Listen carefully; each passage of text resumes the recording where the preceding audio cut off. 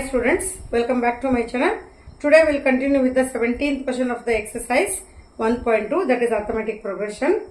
So the question is, find the 20th term from the last term of the AP. AP given is, the question number 17, AP is 3, 8, 11 up to 253. That is last term it is given. So we will write now, we need to find out A20 from last. We need to find out it from last. So what can we do here is, children, we'll take A as the last term, that is 253, because we need to count the n, we need to find out from last. So I am taking A is equal to 253. Then D becomes, if you take from this side it is plus 5. If I take from this side, D becomes minus 5. So now we are going to find A20 is equal to A plus 19D.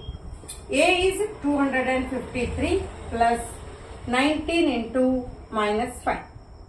So 253 minus 95, this will give you the answer 158.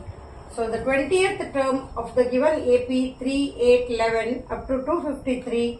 So 20th term from the last is 158. So that is the solution of the question number 17. So next we will continue with the 18th question. 18th question is, just I will read the question. The sum of the 4th and 8th term of an AP is 24. Question number 18. Sum of 4th term A4 plus 8th term A8 is 24. And the sum of 6th term and 10th terms, sum of A6 plus A10 is 44. Find the first three terms of an AP. That means we need to find an AP. So first write A4 is A plus 3D. A8 is A plus 7D is equal to 24. So A plus A, 2A plus 3D plus 7D is 10D is equal to 24. So before calling it as equation 1, we can make it still simpler, dividing throughout by 2. So if you divide 2A by 2, it remains only A. 10 by 2, 5D is equal to 12. This is our equation number 1. Same way, do it here also. A plus 5D, A plus 9D is equal to 44. So it is 2A, same way, A plus A is 2A. 5D plus 9D is 14D is equal to 44. Again same like the earlier thing, divide the whole equation by 2. So 2 divided by 2, again it remains only A. 14 divided by 2 is 7D. 44 divided by 2 is 22, equation 2. So equation 1 minus 2 will do it. So you can write it directly now. A plus 7D is equal to 22. This is our equation number 2. Why I took subtraction is because both are with positive sign. So if I take negative sign here, so that we can cancel.